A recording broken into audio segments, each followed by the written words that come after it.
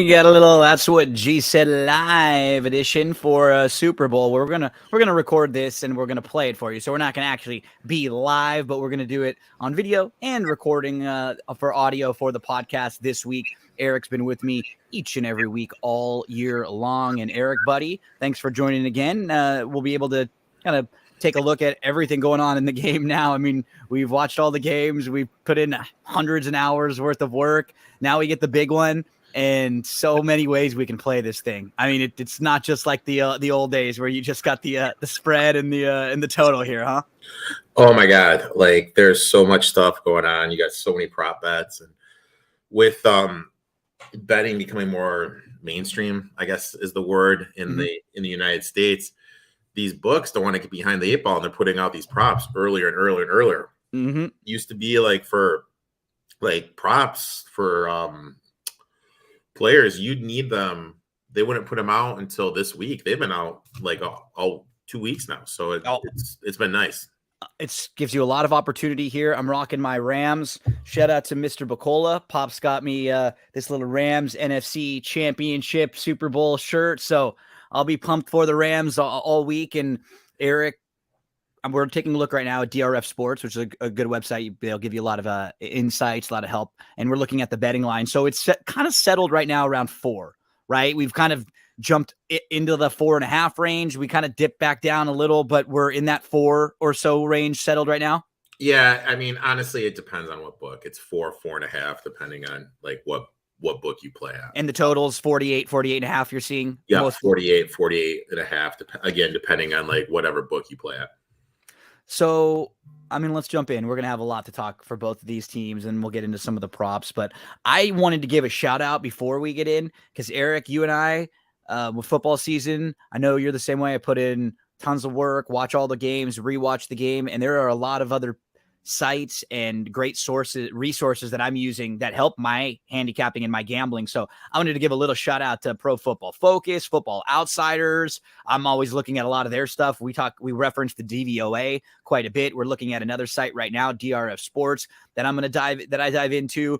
Bet the Board podcast, Pick 6 podcast, just a couple of things that I've used. Shout out to them for helping me out, making my life a little bit easier, right? It's always nice when you can read what some of the experts think and see if that matches what our eyes think, right, Erik? Yep. It's always nice. Like, there's stuff like all over the place, and like if you like finding stuff that helps you. Like for me, that stamp saves me so much goddamn time just to see like what the lines are at and everything, so I can just go boom, boom, boom. So yeah, I that's the tool I probably use the most, just so I can see like the lines, the value, and everything. So okay, so this is the first time ever that no Super Bowl team finished within one of the top 3 seeds in their conference. First time ever that we have 2 number 4 seeds playing here, and Joe Burrow has not lost a game in college or NFL playoffs. Just a shout out to him. So let's start on the Bengals side here. Give us a little bit of some of your Bengals analysis and some of the things that jump out to you on their side. So I don't like there's certain trends I look at when I was looking at stuff. One of the trends that really stuck out to me and that totally caught me off guard is the Bengals are 16-4 against the spread just for the third quarter. They historically, because they play really conservative, and then like in the second half, third quarter, that's when they kind of let Burrow eat a little bit. So I found that really interesting. But at the end of the day, I mean, you look at their schedule. Honestly, everyone's shocked they're here. They really shouldn't be here. And you got to give Burrow credit. You got to give Taylor credit. You got to give the defense credit. Defense is great against the run. They do, struggle against the pass a little bit. And I really think that's how you can exploit them.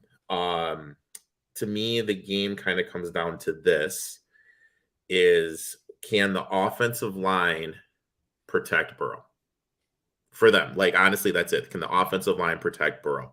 The Rams are very great at generating pressure without blitzing. So that's the big thing for them. You and I talk about turnover and turnover aggression. In this playoffs alone, they've had 6 tip passes. 3 of them have been picks. So, I mean, that's something that could kind of regress back. Also, you look at, they've played, I'm not going to count the second game on the 9th against Cleveland because they were basically resting everybody. Bengals really didn't have anything to play for.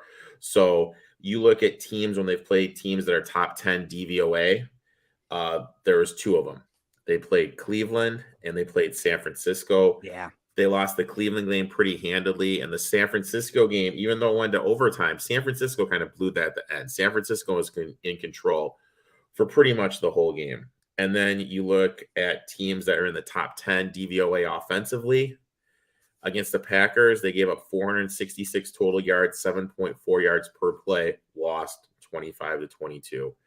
Against the 49ers, who are top 10 offensively, DVOA, 355 total yards, 5.1 yards per play, lost 26-23. And then the play of the Chiefs. I mean, granted, they won 34-31, but they're giving up 7.1 yards per play. In a game like this, you can't give up that much pay per play. It's quite a chess match just because Stafford does struggle against zone coverage. I really think they're going to do the same thing to Stafford, what they did to Mahomes, and only rush 3, drop 8 back into coverage. But as crazy as it sounds, I'm going to trust McVeigh here. I'm going to think McVeigh is going to come up with some innovative stuff to get the ball out of Stafford's hands earlier. I'm going to trust the run game that's going to have a little bit more success just to take a little pressure off of them. And then the flip side of that, you look at this, Burrow does better against man coverage as opposed to zone coverage, which the Rams are going to be playing. And then Higgins is actually the better receiver. Looking at so, I mean, I just feel that this is the best overall team that the Bengals have played. They have the 30th DVOA schedule. And don't get me wrong, it's not like I don't want them to win. It's not that. Like, it's a great story. It's hard on paper, though, to sort of get. And I like I bet the Bengals to win the whole thing. I bet the Bengals to win the AFC. But when you're digging in, it's sort of hard to get there. You were kind of hitting at a couple points. They faced the number 1 or 2 easiest schedule of defenses this year, depending on what rankings you're looking at. Like any rankings, it's one of the easiest schedules of defenses they faced. They have not faced a top 5 pass defense all year long until this week, until the Rams. Yeah. In Joe Burrow's last 14 starts, they faced 1 top 10 pass defense in those starts. In the last 16 games, Burrow has only played 4 defenses that are league average or better. And in those 4 games, he was sacked 19 times. Because the pass defenses make it more difficult. They cover the receivers, and you know that Cincinnati doesn't have the greatest line in the world, so it makes it really tough on them. Last week, the Chiefs led 21-10. They had the ball first and goal at the Bengals' 1-yard line with 9 seconds left to go in the half, no timeouts. They did not get a score there. That flipped the whole game. That changed everything. And because instead of being down, at that point, they're down 21-10. Instead of being down, 17, 21 points where you probably don't have a shot. Right there, you feel really good about where you're going, heading into the locker room, heading into halftime. It was a lot of the Chiefs, like watching the game back. The Bengals made some adjustments in the second half. They did, but it was a lot of the Chiefs really playing poorly. I mean, and not able to execute. The defense continues to make big plays when they have to. They sort of outperform their metrics. The Bengals ranked 31st in the league this year on first downs against, 28th in the red zone, 24th in the first half, 25th against the deep pass, 25th against passes over the middle. Like not good in any of those metrics, but they continue to win. They are the 3rd lowest DVOA of any Super Bowl participant since 1983. It's kind of nuts they're here. Zach Taylor's 337 winning percentage during the regular season is the worst by any coach to make the Super Bowl. But I will say this, like you've been saying it and you brought up numerous statistics throughout when our time together talking. He is not, by he, I mean McVeigh, he's not a guy that risks it a lot. No. So he's in that situation where they're up 11 and there's like, hell, there's even 9 seconds left. He's just going to take the field goal. He's just going to take the points and get in. He's not going to. So I really, you know what I mean? Like, I think that's something that needs to be remembered with how McVay is going to play this game. I think both teams are going to come out ultra conservative, ultra kind of, running the ball, not, not trying to get down by a silly turnover because nerves are going to be high. There's no, I mean, I was thinking about it. Besides Von Miller, who's really played in this game? You know what I mean? Like, there's like nerves are going to be high. McVay is going to be there. McVay has been there once. I think he's probably learned a little bit about it. So I think that definitely gives him a little bit of an edge. You and I have never really been high on Taylor, but I'll give credit where credit is due, man. Like, in terms of like not panicking, not getting away from the game plan, the guy was a rock star in the championship game. He stuck with his guns. He stayed with the game plan, and it was great. But this is a completely different animal defensive line he's going with, and something I really feel that is getting lost in the mix is their tight end CJ, and I'm spacing on his last name. I'm sorry. Yeah. Decent blocker, so he's able to help block, stay in, especially on Prince's side. And also the real weakness of the Rams defense is the interior. He's not there. And there's no way Drew Sample is going to be getting looks, No. So that affects the blocking, that affects the production in the middle of the field. It's just so Drew Sample, just to give if for him, he has a 0.82 yards per route run over the last 2 seasons. That's the second worst for tight ends with at least 500 routes run. He's nothing out there. Like, he's offering you nothing in the passing game. That means that it's less of an option, and that means they're going to have to focus more on the receivers, which, maybe in the middle of the field is where they could attack. The Bengals, they've been outgamed in all 3 of their playoff games by more than half of a yard per play. Those 3 teams have a power rating average of 12 versus the Rams. On the flip side, in the Rams 3 games, they have outgained all 3 of their opponents by 1.24 yards per play. In the 3 teams that they played, power rating average of 6.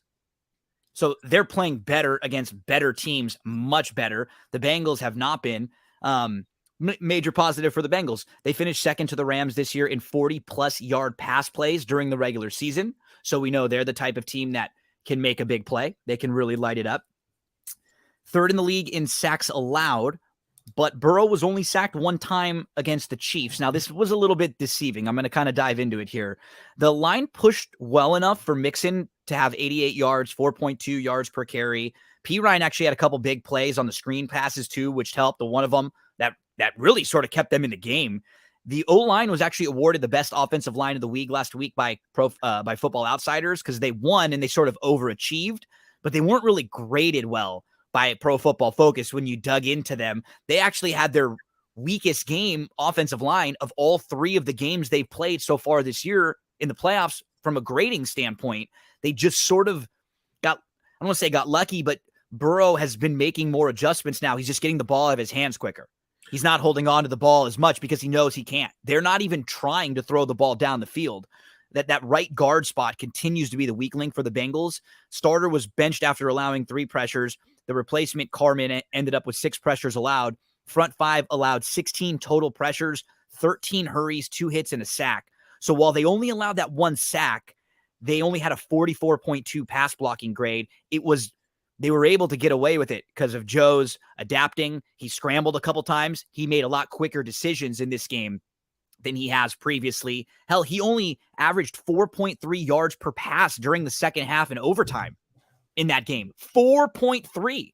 I mean, that's all dinking and dunking, and the 4.3 on his 15 straight dropbacks. So they just don't have time.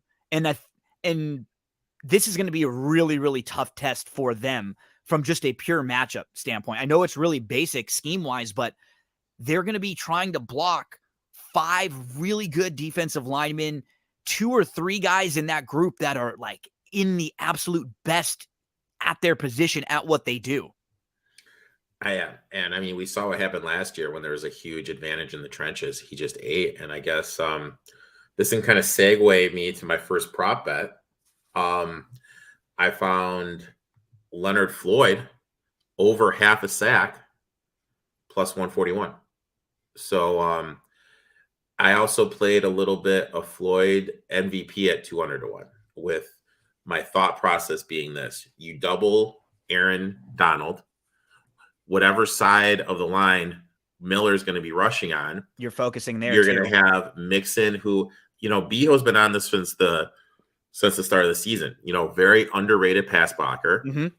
Or the tight end, the chip, and you're going to have Floyd on the other side by himself. If he can get 2 sacks, a forced fumble, that's him. We've seen it before with Von Miller if it's a low scoring game. So I like that, but I definitely think he gets home with how much he gets sacked and everything. So I locked those 2 bets in. And what you're saying about the offensive line, and anyone that knows me knows how much I value offensive line and defensive line play. That's where football's won. And I just think it's too much, and there's too great of a discrepancy, and they're going to be able to get home at Burrow without blitzing. Burrow's the best quarterback in the NFL when facing the blitz, but the Rams aren't going to have to blitz. I think the Rams are going to be on Burrow all day, and I love him here. I laid it at -4. I also think it's going to be a little bit more of a low scoring game. I took the under 50 off of openers. I was really hoping to get 24.5 with the first half, but that stuff came out a little late. So I missed the boat on that. So for size and totals, that's kind of what I'm sitting at. And then, I've also found a couple props I like, but also you mentioned that Bub, this is like the best team overall by far they've played. Yeah. No doubt about it. And they played the Chiefs. Like, the Chiefs are good, right? But their defense is not that good. No. None of they haven't played as well-rounded of a team really at all. Yeah. And I think Mcveigh being there, losing, opened up his eyes to a lot of things. Because I told you the story. My buddy was at a steakhouse, and he saw Mcveigh and his wife, fiance, that the dime piece that he's with, like at the steakhouse the night before the Super Bowl. Like, what are you doing? This is like your last day of work. I would be so nervous. I know. You don't. But my point is this: you don't see Belichick doing that. No. You don't see Reed doing that. You don't see, hell, you don't even see Jeff effing Fisher doing that. You know what I mean? Like, and he's doing that. So, it just didn't make sense to me. Like that really, I don't want to say rubbed me the wrong way, but I don't think he's going to make that mistake again. I really was hoping I could find a first half under a 24.5, just because both these teams like to start off slow. They like to. They stick. They've been sticking to the run a little bit more, especially last week for the Bengals. The Bengals had 150 to 1 preseason odds to win. That would be tied for the longest odds of any team to win the Super Bowl since 1980 with their preseason odds.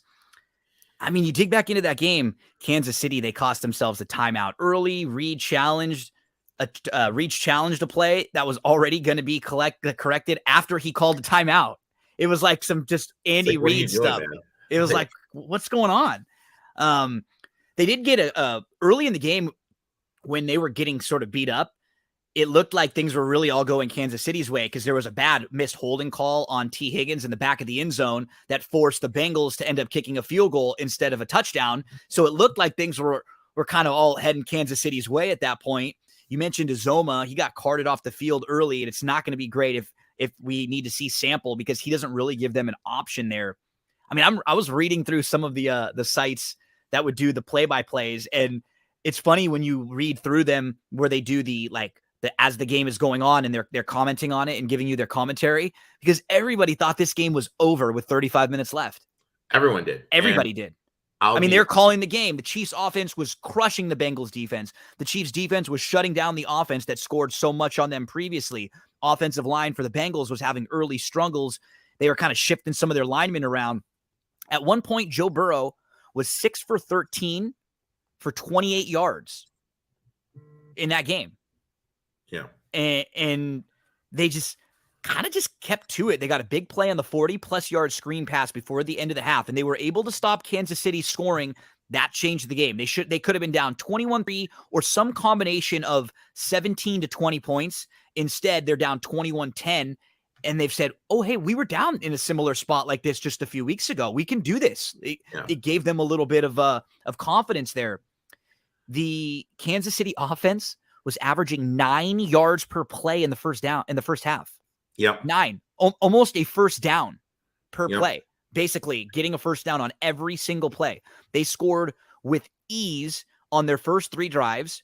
They went 80 yards in 1:05 in their next drive, but they got stopped on that bad sort of decision at the end of the half where they could have at the very least been given 3. I don't know if it was Mahomes not knowing a timeout, him thinking they could get, just take a shot there, Andy Reid wanting to take one more chance instead of kicking a field goal and just taking the 3. But following that, the Kansas City drives in the second half. 5 plays, 16 yards punt. 5 plays, 17 yards punt. 2 plays, 7 yards interception. 3 plays, -2 yards punt. 3 plays, -4 yards punt. 14 plays, 49 yards, and a field goal. And they actually went backwards after it looked like they were going to score a touchdown there. They almost fumbled the ball late, and they were sort of lucky to get into overtime. In overtime, 3 plays, 0 yards, and an interception. I mean, that is nuts. Mahomes just became Carson Wentz. Did he get hurt? Was there something weird? Did he have to throw the game for El Chapo? I don't know. Right? Pops owes too much money. It was a combination of them playing really, really poorly. The Bengals made some adjustments. They dropped their safeties back. The linebackers did a good job taking away the center of the field. But it wasn't like when you see Kelsey had a couple drops. Yeah. And Mahomes locks in on Kelsey and he locks in on Hill. And we saw Hardman livid on the sidelines, upset about not being open. And I mean, I watched the coaches film. He was legitimately open. And he just, by the time Mahomes went through everything, he wasn't open anymore. Does it sound crazy that I'm going to trust saying this? I'm going to trust Stafford. No, not at all. He's not to curl up in a ball. He's been very good. The moment for Stafford this is the Super Bowl, right? So obviously this is the biggest game he's ever played in. But the biggest moment of his life or his career came 2 weeks ago against Tom Brady when the Bucs came all the way back. It wasn't even really his fault. That was the quicksand game for the Rams. That was the replacements line, right? Where everything started going wrong for them. Anybody watching that game was going, there's no way this is happening. Tom Brady's doing this again. Oh my gosh. The ball's getting snapped 30 yards over his head. There's weird things are happening. You're getting a short on a field goal. That's what is going on here? And then he makes a big play.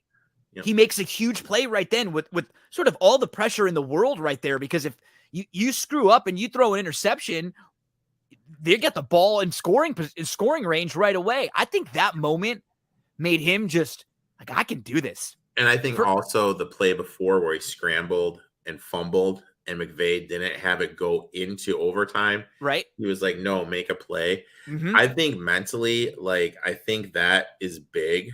Because remember how we talked about against the 49ers, he didn't give him the chance there to make the throw on 3rd and 7 in the game against the 49ers game at the end of the season, not last week. The game at the end of the year, the Rams were up by a touchdown with 1.5 minutes left, and all they needed to do was pick up a first down. It's 3rd and 6, and they didn't even try. They just handed the ball right off the middle. It's why do you go get Stafford? At least this is why. They might be here because they took a shot in that Tampa game. There probably were a lot of coaches or at that point that would have been like we're saying, okay, wow, quicksand right now. If we do, give me the overtime. Let's get there and take a better shot. But at least we're not going to be in a bad spot. But he didn't, and that was smart, and that may be the reason why they're playing right now.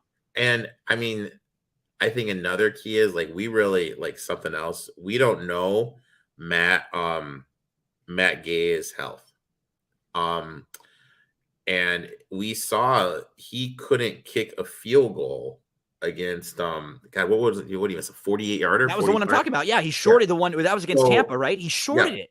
So we don't know. Like, is he still hurt? Can he still? We don't know exactly like his injury. So that, I mean, if this game comes down to a kick, this Rams could be in a little bit of danger. But also in regards to that play, I know it was a couple weeks ago with Gay being hurt. Why is Bowles blitzing? You know what I mean? Like, it just doesn't. They can't attempt. Yeah. They're going to have such a low percentage chance on a long field goal. Just drop all the way back, make him have to try a 60-yard field goal. Yeah, just like legitimately, like, just doesn't make sense. No, and we knew that because Stafford has been one of the best against the blitz all year too. Yeah, that's one of the things. But that's the thing. Like, those two are the best. So it's like whoever can kind of like stay back, assess the situation. Not, it's an interesting chess match. But like I said, at the end of the day, I'm just valuing the Rams defensive line to get home. And the way that you beat the Rams is you have to be able to run the ball. And I don't trust this beat up offensive line of the Bengals, sure. Like plain and simple against this defensive line. That's something funny because that's exactly what the Bengals have to like. There are a couple like quotes like reading into like the ways that some of these sites have projected, like just like what you're doing. How do the Bengals beat the Rams? Mm-hmm. And a lot of it is just like you're saying, like they have to be able to run the ball just enough to keep the Rams on their toes, but you can't that's not really going to work very well against the Rams. And that might not be the time to be really stubborn. Like they're saying 30 to 40% runs, maybe a few on first down to keep the Rams on their toes, but they got to throw the ball, a little bit more. They got to throw the ball on first down also. And instead of dropping back, too predictable. They need to you need to think outside the box a little bit. And because these guys know each other. They know each other. So, that plays into a factor. But then also at the end of the day, sometimes like you can't, because I've coached against my friends before, but I mean, granted, this is like, it's different, but it's still the same. Like they know your tendencies, what you're going to do, so then like you try to get too cute sometimes too much. And then you outthink the room at the end of the day. This game is, like I said, there if may I were, be some like if I were plays, but Taylor, I would maybe try to. It's funny because I think each team has to feel very confident. Each coach feels very confident about their team where they're here. I think if you're Mcveigh, you probably look and you go, okay, look, we're the more experienced team. We're probably the team that's supposed to be here. I don't really have to get cute. Like I can just let my guys go out there and I think we'll be in pretty good shape. And maybe Taylor is someone who does have to get, like we're saying, a little creative. He's got to maybe try to keep the Rams off balance a little bit more, I think, than the flip side. I think if you're the Rams, you can kind of feel confident about, hey, I think if we roll the ball out there and just let them play, we'll be in okay shape. Taylor might want to try to do, if you got anything in that bag of tricks, this is when you pull it out. Yeah, you just roll it out and do it. Maybe some more chase in the backfield. Mm-hmm. I don't know if any of those wide receivers has an arm, like right. What I mean? Like yeah. Like, this is where you get where those plays come in. Where it's funny on the flip side for the Rams. When I'll get to a little bit more of the Ram stuff I have in a second. I mean, they could absolutely be the type of team that fakes a punt. The like Hecker, they love doing that with Hecker. I got Hecker's numbers here somewhere as a passer. He's really good as a passer too. So just something to keep an eye on with the Rams. Also Hecker is 14 for 23 as a passer, 186 yards, a touchdown. He has 13 first downs completed in fake punts. And they did have a fake punt in the 2018 playoffs. So just something to keep an eye on like that, if it looks like there's an opportunity for one, maybe you get one on the Rams side. I love what Burrow did with the scrambles, Eric, last week, on those third downs where he looked early. Nope, nothing's there. I'm not going to wait. Because I do think a few of the 9 sacks the week before against Tennessee, those were on Burrow, a few of them. There were probably 3 that may have been his fault for just holding it too long. And he that's what you want to see, is what he did last week. He's adapting. Tom Brady has used the short passing game as a running game now for years. And it's not like Tom Brady is fast back there or can escape, but it almost never felt like Tom Brady got hit because he just so quick on the release.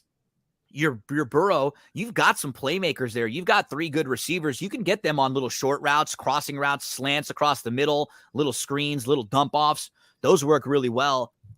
I mean, I as someone who backed the Bengals, I thought last week they come all the way back in the second half. They take the lead 24-21. The Chiefs get the ball with a chance to win the game. It's 1st and goal at the 5 with 1:30 left. And Mahomes is running out of bounds.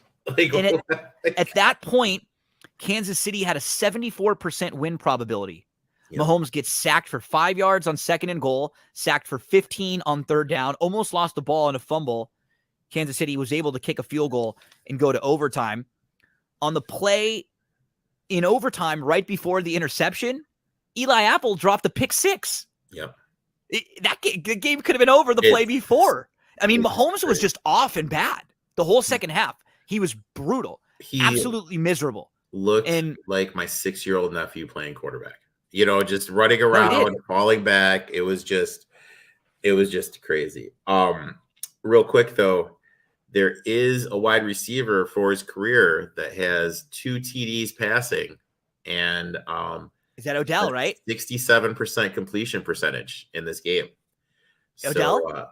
So, that wouldn't surprise me if they did something with Odell. You know what I mean? Just kind of rolled him out. Does he throw with the lefty, right? He's a lefty, yes. Yeah.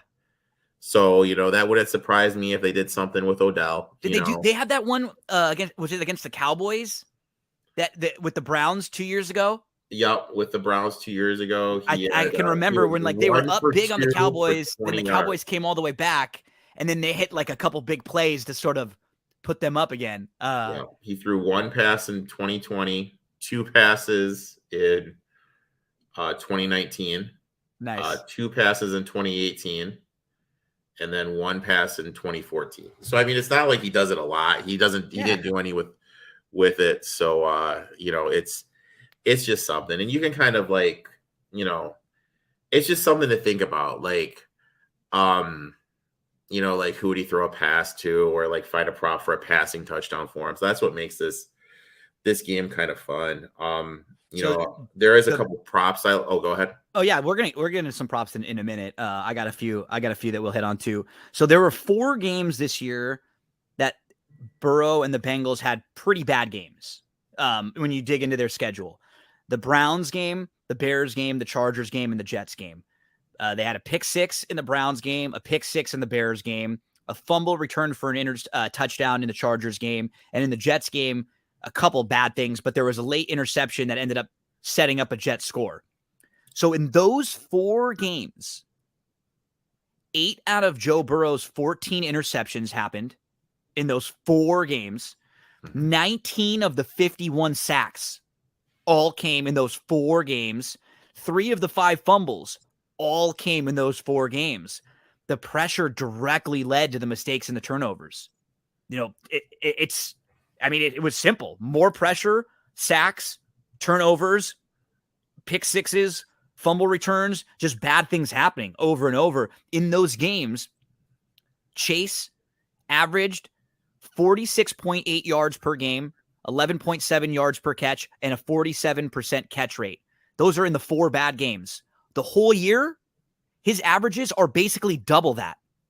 In the 18 game throughout the regular season, 85.6 yards per game, 18 yards per catch, 63.3% catch rate.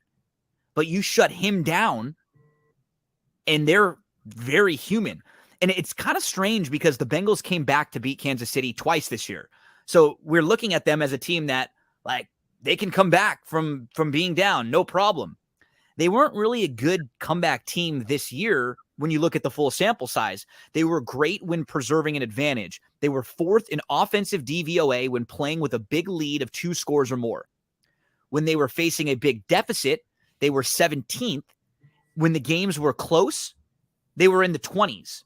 So they were definitely a really good front-running team all year long. The Bengals They've been throwing the ball on first down way more all season. Last week against the Chiefs, they ran it 60% of the time on first downs. That's too much. It's got to be more pass on first down here against the Rams. At least like a 52-40. Yeah, it's got to be 50-50. You can't get like too predictable, and they'll eat you alive with that defensive front. Yeah. They'll destroy you. Now, what you do have to try to do is you got to run enough to make them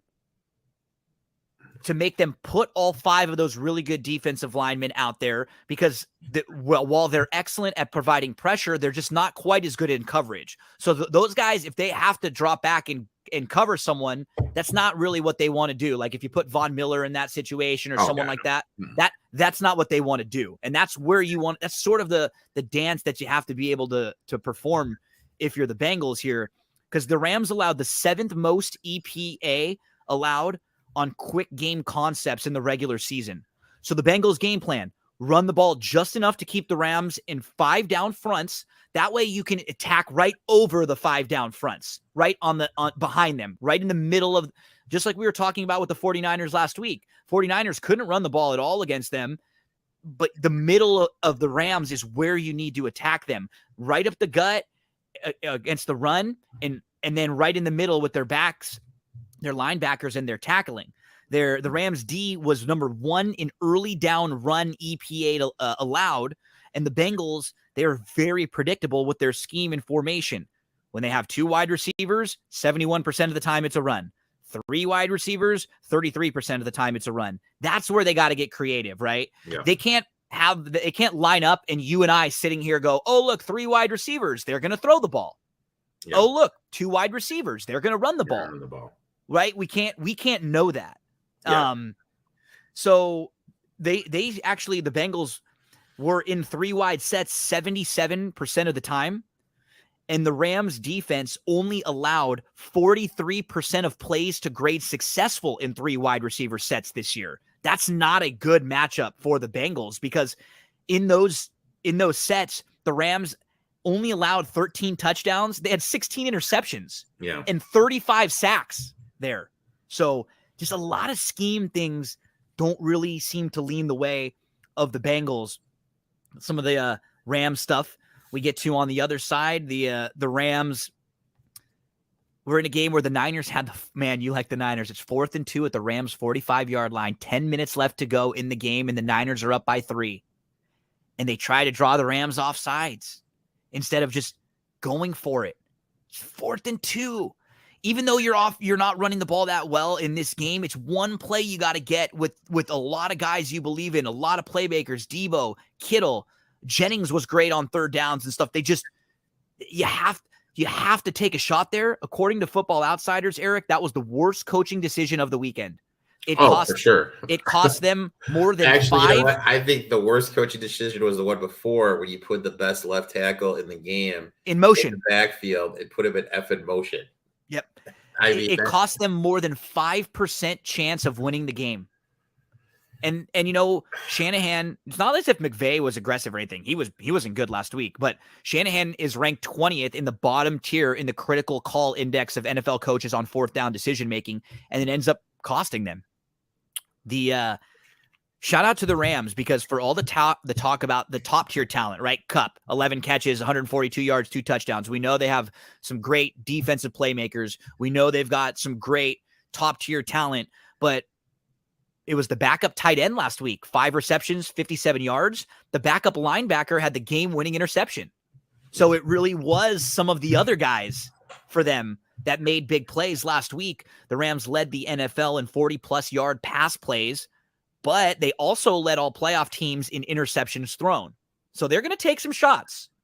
They do have the opportunity to turn the ball over. No team empties their backfield more than the Rams. They ran 182 regular season pass attempts from an empty backfield. The Rams, just some of my compilation of notes from just different things. They're great at stopping deep passes, 2nd in DVOA, and best in the league adjusted line yards around the left end, 2nd around the right end. Great against deep passes, very good at stopping outside runs. It's not a lot of weaknesses for this team. And Really, that's why it comes back to my previous comment about the tight end being out, or even right? he's on the MCL sprain. Like that's like a serious thing. Like And even if if he's so, if out there, he is in, it's not going to it's be a not him. very great version of him. And I like the weakness of the Rams defense is that interior. And that's where that guy needs to work.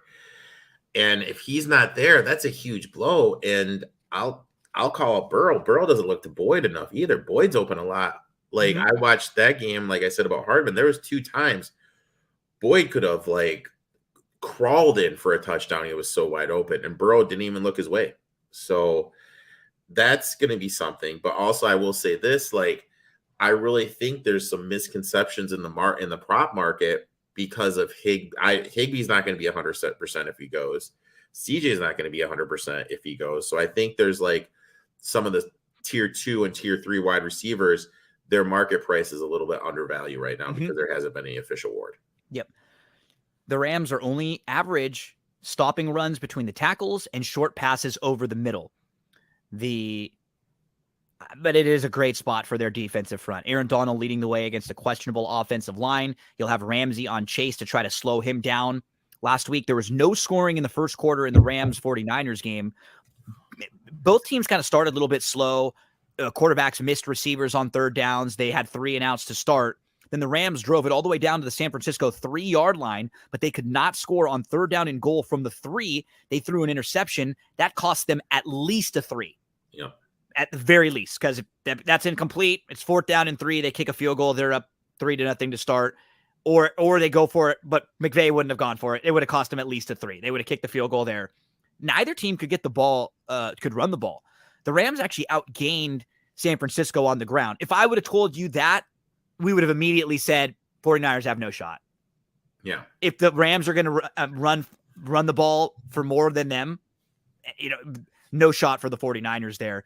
And the Rams only had 2.4 yards per carry. They had 29 carries for 70 yards, but the 49ers only had 50 total yards in rushing. In 20 carries, 2.5 yards per carry. So yeah, Rams D was great against the run. Excellent against the run last week. Like they were great. If their run defense is that good, then I mean that's a huge blow to the Bengals. Because that's like we are saying that's where you got to try to attack them up the gut. And if they're that good up the gut, now it'll be a little bit different against the Bengals because the Rams were obviously scheming to do that last week, right? They were their point of you're making Jimmy G beat you with the receivers one-on-one there. This week, it's going to be a little bit different. Your focus is going to be more on taking Chase out with Ramsey, putting some focus on some of their talented wide receivers. It's not as if you're going to let them run the ball, but you probably aren't as focused as taking the run away from them as you were with the 49ers last week, because that's not nearly as much of a strength for the Bengals. No. The Rams themselves had a couple bad drops last week. Kupp had the one, and then is it Skowronek? He was like turned around in the end zone on that touchdown. He just got himself crossed up a little bit. That would have been a touchdown. So between what happened in the first drive or early on where they got 0 points because of the interception, that cost them at least 3. Then the Kupp drop and that getting crossed up both end up happening on the same drive. So it forces Mcveigh to kick a 52-yard field goal. He misses there. Those are 2 situations when they easily could have had could have been 14, very easily 10, for sure 6, no doubt 6. And you got 0. And those are that, like, as a fan of the Rams last week, going into halftime, they were down 10-7 when they easily could have had 14 more points. Like I said, at the least you get 2 more field goals and you're up 13-10. I mean, they were 7 for 10 on third downs in the first half. All these things went well for them, and you're down by a field goal. That was scary. You back the Niners. Anyone who was a Niners fan or backed them had to feel great about where they were, because the 49ers were playing really poor, and all of a sudden, while the Rams were playing well, and the 49ers had a lead going into the half, and they were getting the ball back. Yeah, like you were looking up and you're like, God damn, like the Rams should be up, like you said, like 21-7, like 24-10. And they just couldn't extend that lead. And let the 49ers hang around. They can't do that in this game. If you have a chance to get points, step on the Bengals' throat, you got to be stepping on the throat. Burrow and this crew has showed us that when they get down, they can come back. And they did it at Arrowhead, which is a huge Yeah. home field advantage. So yeah, you got a chance to step on the throat, you're gonna have to do it. I do think one of the interesting things with this game is there's some injuries in the back four for the Rams. How much is Weddle gonna play? I think that's a key thing. So I think there's some injuries like that we need to kind of monitor a little bit. Wentworth, your left tackle, how is he doing? So just some little injuries like that. But again, at the end of the day, I just think there's just such a big advantage with this defensive line being able to create. Because like I said, against the blitz, when they played the Titans, Burrow was 10 for 10 when the Titans blitzed and was only sacked once. All those other 8 sacks came when they were just rushing. And that's what you have to do. You have to create pressure on him without blitzing. And I think that's what the Rams front four is, going to be able to do in this matchup. So, I mean, I'd hate to sound confident, but I'm pretty confident that's what they're going to be able to get home. Absolutely. Some of the knocks for the Rams things too, like Mcveigh, he had to burn 2 timeouts before the fourth quarter last week. I mean, that's you don't want to do that ever. No. That's not going to be great for you in the long run. The Football Outsiders quote, talking about last week's game from the 49ers and the Rams. This game has been an excellent example of poor clock and game management from both coaches. The 4th downs, not getting out of the huddle quick enough and leading to delay of game, very low probability challenges to waste timeouts, not calling timeouts when it made sense. And sometimes you just got to beat who's in front of you. Both coaches didn't have the greatest of weeks last week. Rams take a 20-17 lead with 1 minute and 46 seconds left to go in the game.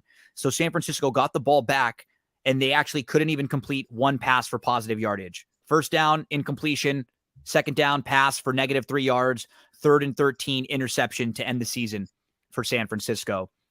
Now, we're going to get into props in a minute, but one of the guys that I'm going to play a few props on is a guy that you have been pretty high on through a lot of this year, Van Jefferson.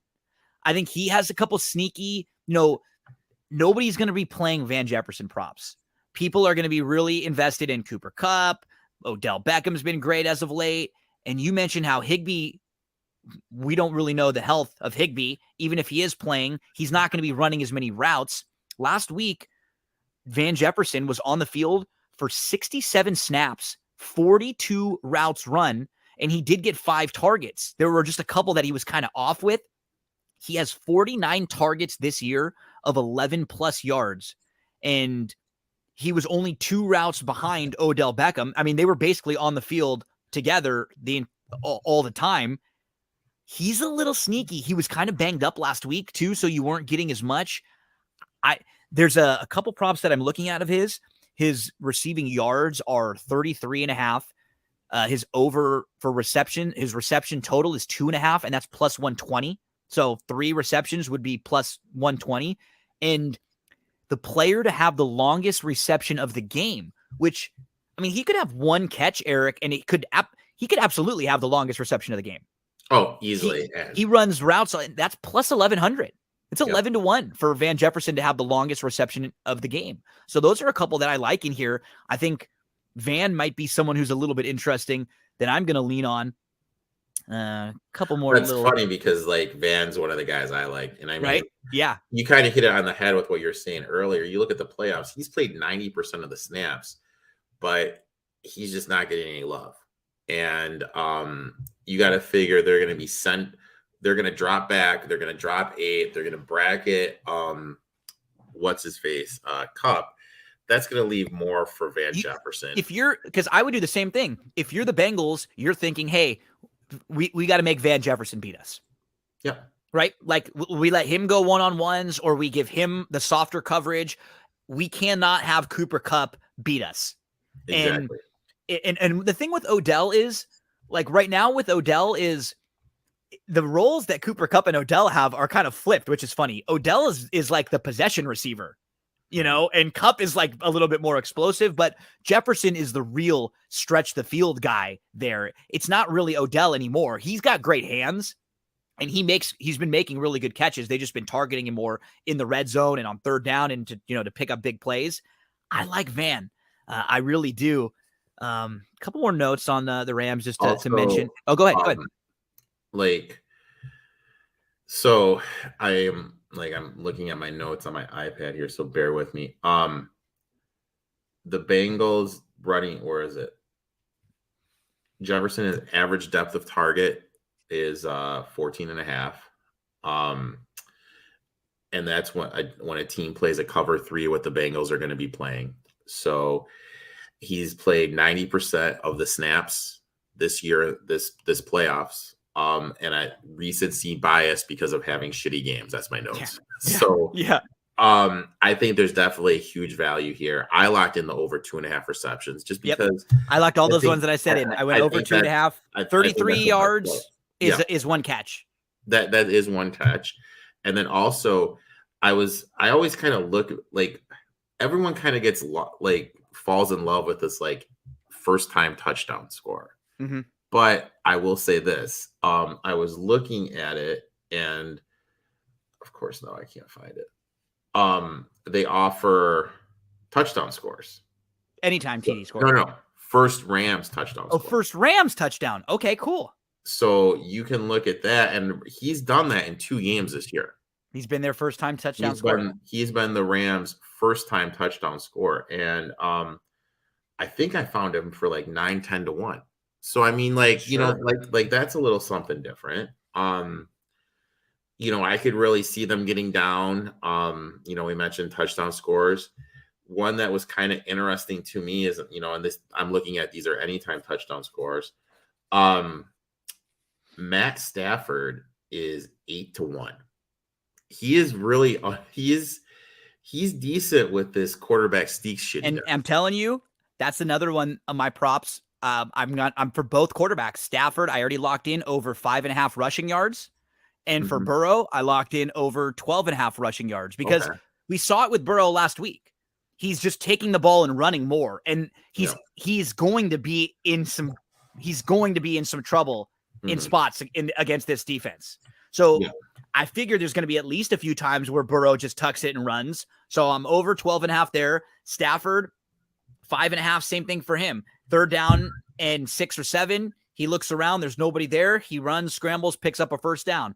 I like both of them. I've been big on the quarterback short rushing yardage. Yeah, you like that one. Me and Biho we've been jumping on those a lot all year. So I'm liking that one. I'm definitely there. The Rams defense, they've actually been a lot better in the first half, which is kind of strange of games. They are the number 2 defensive DVOA in the first half. In the second half, they were the number 17 defensive DVOA, while their offense flipped. The offense in the first half was 12th, and then in the second half, they were 4th. So the only defense this year to rank in the top 3 in both interceptions and sacks.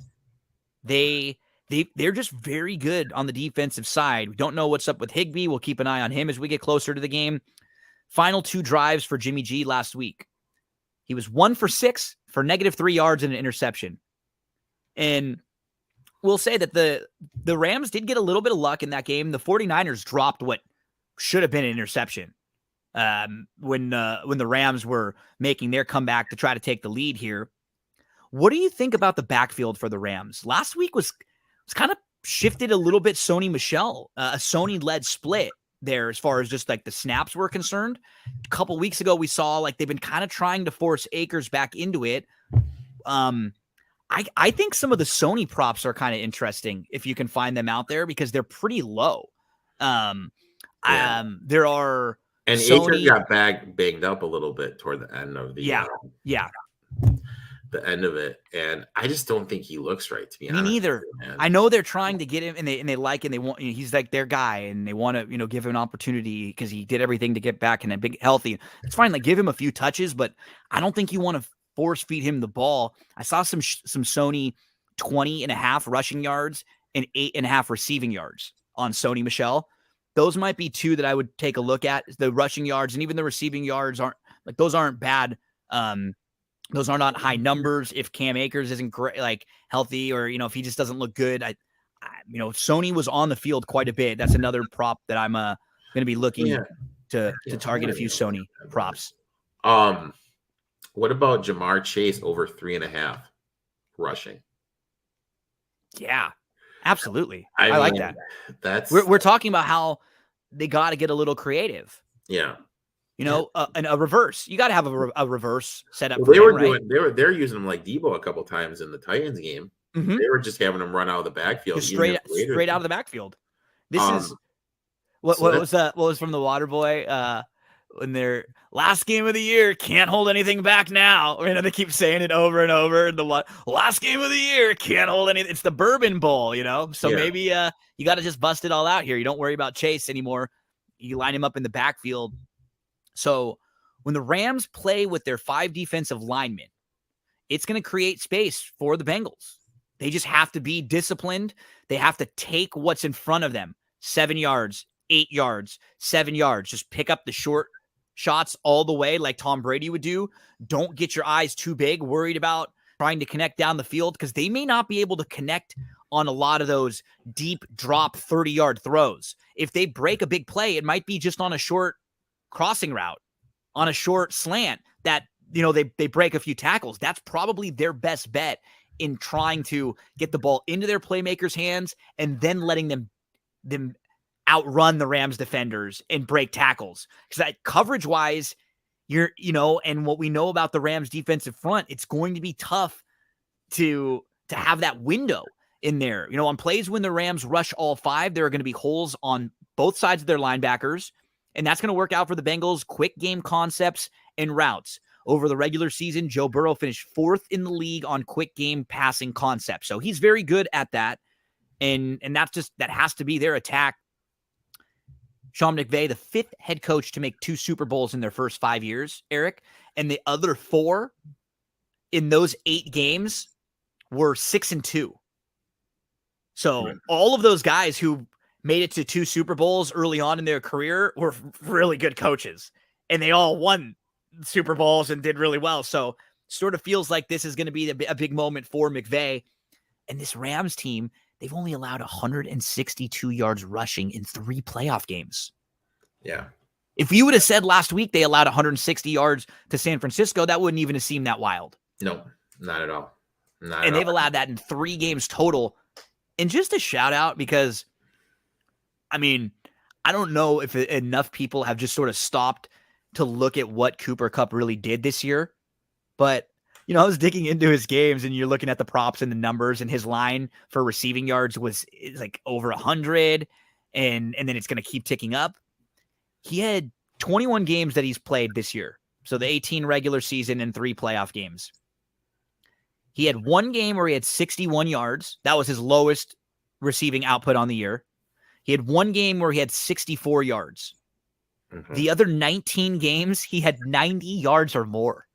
Jeez. That is nuts. I didn't even realize it was like that. He doesn't have 1 30-yard game. Yeah.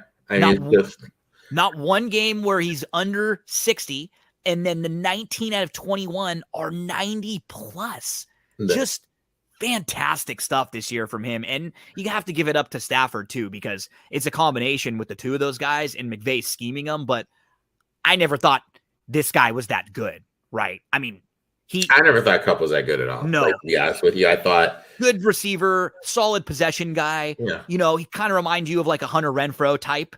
I thought he's bigger and he's more of like a prototypical wide receiver than just a possession guy, but he's not like breakaway speed fast or like crazy leaping ability. It's just the way that sharp, smooth routes, knows how to get open a little bit, and it's really impressive. That stat, I wasn't even one that I knew until I started digging in and was like, wow, he doesn't even have any kind of weak games this year. So shout out to Cooper Kupp. Let's dive into any other prop plays or any ways that you're going to look at playing this game, Eric. All right. So I mentioned I got the Rams minus the 4, the under 50. Floyd over half a sack at, I think, plus 140 something, 142, 145. I am going to, I already locked in Van Jefferson over 2.5 receptions, just because, like I said, like you and I both said, with how much he's on the field, recency bias with him not producing. And then, like I said, Higgins does better against zone coverage. And I really feel that's what the Rams are going to be doing. That's what they've done the majority of the year. When they do go in man, you got to figure this is the game where Ramsey's finally going to have to show he's a shutdown corner and follow Chase. So I think this opens some stuff up for T. Higgins. I played some Higgins props. Me too. I did too. He feels perfect right across the middle of the field, right? Over 69.5 yards. I played that over. I locked in the 5.5. Is that 5.5 receptions? I locked plus in 105. Yeah, I got that. I locked in the over 5.5 receptions, so I locked those in. Those, and I played Stafford for a touchdown at plus 800. Just I don't know, man. Just sometimes it's your guy. You got to see him. You got to see him get a touchdown in the Super Bowl. Like something is going to happen. So I'll play that, and then the Floyd MVP. I'll definitely look into some more stuff, but I just haven't. I don't know. Like last year, I felt there were so many props that I was just banging on with everything, and this year I just don't have that same feel. I agree. I normally have a huge board. I mean, I've got like 10 to 12 things that I'll probably end up playing, but I normally am in like the 25. Like because there's so many props nowadays that you can play. We had a lot of similar ones. I'm on the Van Jefferson one. I locked in 33.5 yards, 2.5 receptions, and then the longest reception of the game at plus 1,100. I'm even going to throw in, I like Van. I'm talking about that. I have to throw in a flyer on MVP also, because if the guy goes nuts and has 3 touchdowns and I don't have him at plus 10,000 to win the MVP, I'm going to feel like an idiot, So I sprinkle a tiny bit on there too. Use Cam in some screens and stuff too. 65.5 seems high to me. Burrow, I'm going over the rushing yards, 12.5. I'm going under 276.5 passing yards, mainly because what we're talking about, the Rams are very good against the deep passes. I think it's going to be a lot of short stuff for Burrow. So maybe you won't have as many opportunities to get some of the really, really, 70, 80 yard passes where you really can, stack up the yardage totals there. One play that I'm interested in is the longest touchdown score in the game, over 42.5 yards. I mentioned that both of these two teams are just excellent. They're the top 2 teams as far as deep passing efficiency, really good at big strike rate. And then even, from like a running perspective, guys that can break a run, mix in someone who can break a run. And, you think about Chase, you think about Kupp, Odell, like all the different playmakers they have. I went over the longest touchdown scored in the game. For the MVPs, now quarterbacks have won 4 of the last 5. If you like the Rams, it's not a bad call to play Stafford to win the MVP as sort of like a money line thing, because you get plus money on Stafford instead of taking the minus on the money line for the Rams, laying the minus 180 or whatever you're laying for the Rams. The quarterbacks have won 4 of the last 5 and 9 of the last 12 Super Bowl MVPs. So they're usually going in the quarterback direction. 4 wide receivers since 1999 have won MVP, Super Bowl MVP. If you're looking for someone that isn't one of the quarterbacks, these are some of the numbers that I kind of thought were fun, or at least worth looking at. Aaron Donald's plus 1,600, Jamar Chase plus 2,500, Von Miller, who has won a Super Bowl MVP before, is plus 4,000. Higgins is plus 6,000, and Jefferson plus 10,000. Don't forget about my boy Floyd, dude. 200 to 1, man. Don't forget about that. So I'll sprinkle a little Floyd in there, because those are, when I play the MVPs, I take shots like that, right? I'll play 4 or 5 like little small unit amounts, like you're playing, looking to hit a bomb if something crazy happens. So I'll definitely throw Floyd in on one of mine. Okay, so I got some very good analysis coming up here for you, Erik. The artist to perform first at halftime. I personally So Dr. Dre is the favorite. I think in the odds listing, it's Dre, Mary J. Blige, Snoop, Kendrick Lamar, Eminem. That's the order of the most likely. I actually think, because I think everybody's kind of thinking California Love. I think that's the closer. I think that would be the closer. I think the opening song, the first thing we're gonna hear is la da da da da. It's the mother effing. I think that's gonna be the first thing we hear. Give me Snoop Dogg. Yeah, that makes sense. I mean, like everyone loves Snoop. Like, I mean, that's his song with Dre. He comes in right away. He to me resonates so much with the California thing. So I think Snoop at plus 375, and I think the first song performed is the next episode. I think that's the first line. La da da da da. It's the mother effing D-O-double-G Snoop Dogg mother. Oh! And then here comes, I'm rocking with the D-R-E. And then he throws it off to Dr. Dre, and then boom, and then we're going. And then from there, you pick it up. You get a couple Eminem songs in the middle, and then I think you close it out with California Love. Boom. Makes sense. It totally makes sense. Right? So got to take a little swing there on some of the halftime. You got to shoot a little bit. Yeah, you got to shoot a little bit. That makes sense. I mean, someone sent me this message that this is the closest Detroit's ever going to be a Super Bowl with Stafford and Eminem performing. Yeah. But no, I mean, we've been so lucky. We've had such a good playoff run. We have. Have we had some like bets go our way? Yes. Some bets go out our way. Yes. But at the end of the day, I just hope this is one of those games where, it does come down to like the final possession and you know what I mean? Like we get one more good game because this playoffs, they've been very competitive. It has been must watch. And I think it'd be good to end the season on a high note, but I'll be honest, this wouldn't surprise me if the Rams just totally one of those Giants Broncos from back in the day when it was 42-10, And look, if the Bengals win, awesome. I've got a Bengals future. I'm totally fine with the Bengals winning. Yeah. And the schemes and the matchup, it's tough. It's tough to feel really, really confident for. Like, I look at this game and I don't really want to lay points or whatever. I feel like it probably should be closer to a touchdown.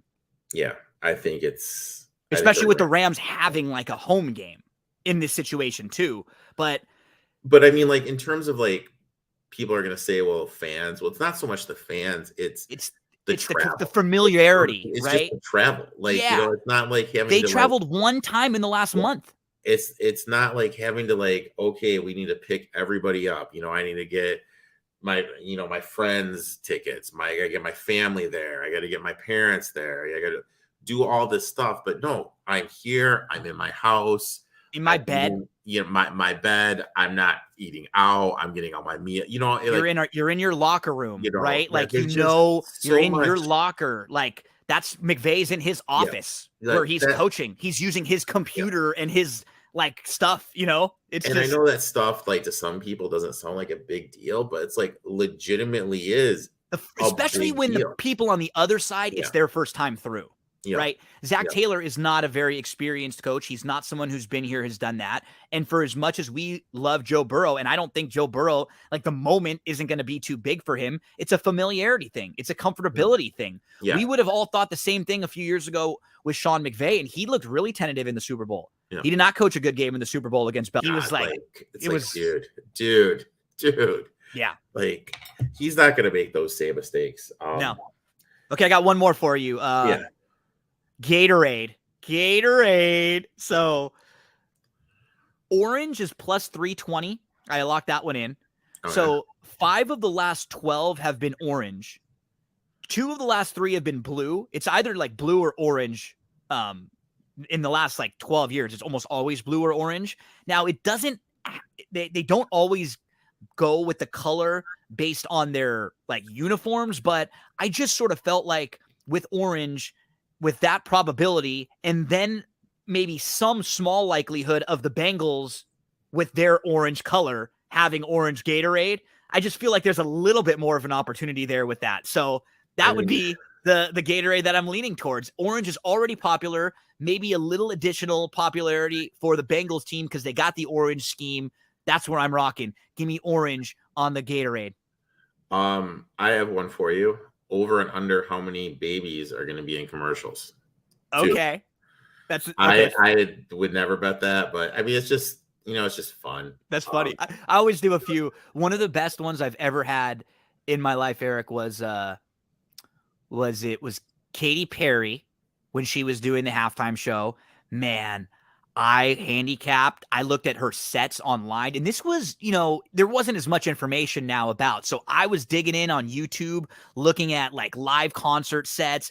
I was reading, like I sent messages out to people who went to some of her shows to see the order of like how she laid things out. And I was actually playing on a site that would even let me parlay a couple things. And one of the biggest, and I told everybody exactly what it was, kind of like what I was doing here. I had it mapped out. Like I knew that it was going to be firework to start, and then the animal roar was going to close because they were going to bring the animals out, because you can't have the animals out and then get them away. So the animals out on the stage have to be like your last song. I still remember. And when she comes out and that fireworks started, and then when roar hits, I am just running around this room with all my friends going nuts. It was one of my all-time great Super Bowl hits. What about Baby, you're a firework? Go for it. What about color of Snoop shoes blue plus 200? You got to figure. There was will Snoop smoke weed on stage? Yeah, that was one of them. Here's one. Mary J. Blige. Will she show cleavage? Yes. See, I'm always in on the cleavage ones. Yeah, like minus 300, no, plus 200. Yeah, I'm usually in on the cleavage ones. It's just pretty safe bet. It's a pretty safe bet. Just, I don't know. Yeah. It's just a remarkable, but I don't know. It's just look, the big one though, over and under on the national anthem, dude. Yeah. What are you gonna do that? See, so last year people got tricked up. Because there was this like inside information that came out and everybody went one way and it ended up going the opposite way. Now I usually go over. Yeah. But, and it's the country singer, right? Yeah. I'll be honest. Like, I don't even, yeah. Like, don't get me wrong. Like I can name everything, a single Snoop Dogg, every single Dre, every single Eminem, lyric by lyric by lyric. Same with Mary J. But son of a bitch, I could not name one Kendrick Lamar song to save my life. Anything newer. Yeah. Me too. Yeah, I'm the same way. Utterly pointless on. Especially during this NFL season, like pop culture wise references. I'm in some serious. I know this one. So what's love got to do? Oh my god. But no, hopefully it's a good game. But yeah, those are like bets I've locked in. And like my thing is like, how can I say this? I rely a lot on the betting stuff for my income flow. So I got to be really stingy with what I go with at these Super Bowls. I can't go crazy. Yeah, you can't go nuts. But that's the thing. If it's fun to have some extra action, right? Yeah. Like we're all going to have a couple extra things we play. But if this isn't something the way you play, like if you're not someone like you and I play a lot of fantasy, we play into player props or team props throughout the year as it is. So it's not that much different. They're just more options for you, which is nice. But if you're not someone who plays a lot of those props and handicaps a lot of that, and you don't have either a system or you don't have something where you have your numbers built for that, just be careful. You don't go too crazy. You don't want to chase. You know what I mean? Like people are going to go out there and like you saw that like, there's a special guy. What's that show? I don't know, the HBO one with Gumbel. Real college sports. Kids. Yeah, these college kids that they owe $10,000 to like FanDuel. I mean, this is a big boy thing. And like, I tell you guys what I do. If you listen to the stuff I've been on Gino, it's been a hell of a season. Yeah, hopefully we got a really great run, man. Hopefully we can finish this off and and keep it going. So we're gonna have a show on Saturday night, a Super Bowl preview on Better Than Vegas at BTV Bets. It's gonna start at around 7:00 p.m. Eastern time. I think Erik is going to jump on around 7:30, 7:45 or so. We're going to have all the different folks from the Better Than Vegas crew share their thoughts on the Super Bowl, plays, props, everything. I'm going to host. We're going to have Blackjack, Brian. We're going to have, and the first set, then in the next group, it's going to be Chase, the Wolf of Oaklawn, and XFL Jim. And then to close things out, it's going to be Erik, Kyle, and Leo. We're going to get everybody's opinions. We're going to share all of the up-to-date news and information that we have. We're going to do that on Saturday night because it's so many people. Super Bowl Sunday is like a day, people go to parties, they start doing stuff early on. That way we can chat with everyone Saturday night. They can kick back. They can see what everyone feels. And then we'll replay that show also on Sunday morning. Plus that game can creep up on you. Yeah, it does, Yep. I'll tell you guys what, dude, I found out the ultimate party hack and I feel like a freaking idiot because I just now, like, the girl told me about it. But like, and you're probably going to be amazed too because I don't know if you know this. But like when you make nachos, you put it in a pan and you build from the top to the bottom, then put a plate on the pan and then flip it over. Okay. Like this is just freaking groundbreaking to me. I was like, what? Okay. Like, he was doing I'm a big nachoer too. And see, because for me, the problem is always like you're saying, the layers, right? Yeah. And you want to be able to get the layers. And I'm just like, everything I do is funny and that's amazing because everything I do is layered. Like when I make myself a drink, I'll always pour myself, like I'll get a shot or two, then I'll pour my like Coke in there because usually I'm like drinking whiskey or bourbon, so I'll go a couple shots, Coke, shot or two, little Coke, I'll mix it all the way through. So it's not just little on the top. I want it nice all the way built. And I do that when I make food and stuff because I'm a cheese crazy guy. So I always want cheese all the way through my stuff. Yeah. Oh, I love it. You've opened up my eyes now, Erik.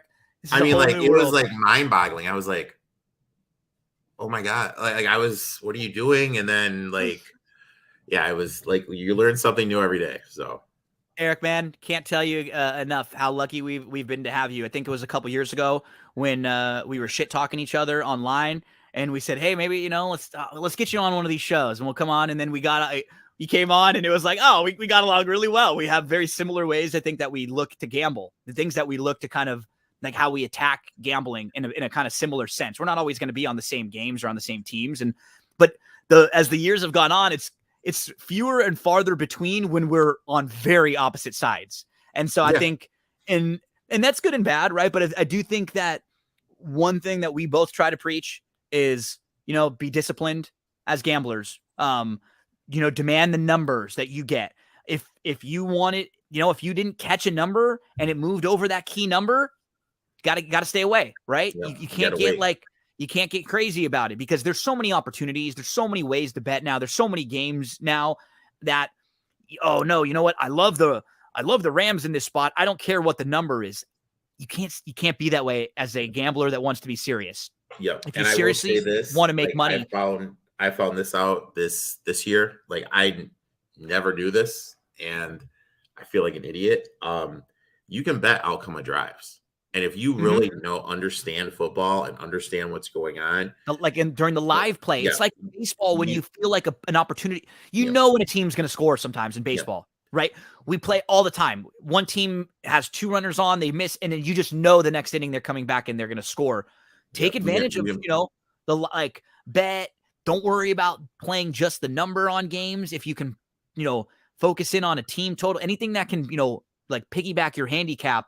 So it's been a great year. It really has, man. It's been so much fun. You've given us hours and hours and hours on That's What G Said. And we'll be transitioning now in the next few weeks. We'll start talking a lot more basketball, start talking some NBA, talk a little NCAA basketball as we get closer to March. But what are you going to have this week for your shows? I saw you debuted a new show on Tuesday night with Chase, the Cocktail Hour. Yeah, Chase and I have the Cocktail Hour every Tuesday where him and I have a nice little cocktail and talk about what's going on in the sporting world. Then I got my podcast that comes out on Friday. Joe, Fantasy Flow Joe, that was in the King of Lions League that you won. He's a huge Niners fan. He's going to come in and talk about the Garoppolo Lance situation and what he thinks is going to happen. My boy Dylan and I are going to talk some trades because there were some big trades in the NBA that happened this week. Give some bets out for the UFC card because there's a big UFC card this weekend. And then, kind of talk a little bit more NFL. My buddy David will come on and him and I will talk a little NFL. Love it. It's funny because I think we ended up going about an hour and 15 hour and 20 minutes on the one game. And we probably had some segments this year where we would do 16 games and maybe get them all in on this one. But it just shows you how much we can put in when you really, with a couple weeks. Think about it. Like, you just kind of like in a couple weeks, you can just kind of dive into everything. Dive in. And like, son of a gun, it was like 3 o'clock today and I was getting ready to do something. I was like, oh, what about this? You know what I mean? Yeah, like, you just keep adding. I was the same way. Like I started immediately last week. You do your rewatches. And like I said, I just start adding on my little, like, my files that I have. And then like, I'll pick something up. I'll see something on Twitter, right? Or like a stat that someone posts, or I'll hear something on a show that somebody pointed out and I'll want to make a little note for it right then. And then all of a sudden I keep adding and adding. Keep on adding. Next thing you know, you have like pages. I have like 6 pages of like just jibber jabbish right here. But would rather be over prepared than under prepared. Yeah. Always that way, right? You always rather work. You can't just show up and just say, "Hey, Team X is going to win" because they're the better team. Then when you lose afterwards, it's easy to get over and move on and say, "Oh, I was wrong. I put in the time, put in the effort. I did everything I could there. I just read that one wrong." And we move along to the next day. And because you can live to fight another day in this business, there are a lot of opportunities, Erik, and we're going to be talking about many of them with you right here on That's What G Said. You have a great weekend, buddy. You and I will be talking again on Saturday early in the morning for Cutting Nets, and then a little later Saturday for that Super Bowl preview with 4th and Inches. And then, we'll be talking some NBA and some college basketball in the next few weeks, man. Again, thank you so much for all your help. Anytime, man. Thanks for having me be a part of it. Folks, I'm going to start doing a few more of these where I'll record segments with one of the guests that we're going to have on for That's What G Said podcast. We'll do them on video, and that way we can post these segments on video for you, and then I'll use the audio for the podcast as well. So thank you so much for hanging out and tuning in. Good luck in the Super Bowl, and make sure to download That's What G Said podcast anywhere you get your podcast. We have all sorts of content for all sports, horse racing. As in NFL stops, we're going to be talking college basketball, NBA. Who knows what's going to happen with baseball? We'll see. We're always talking wrestling every single week. Recaps of everything in movies and TV shows for Star Wars and Avengers. All sorts of sports and pop culture on That's What G Said.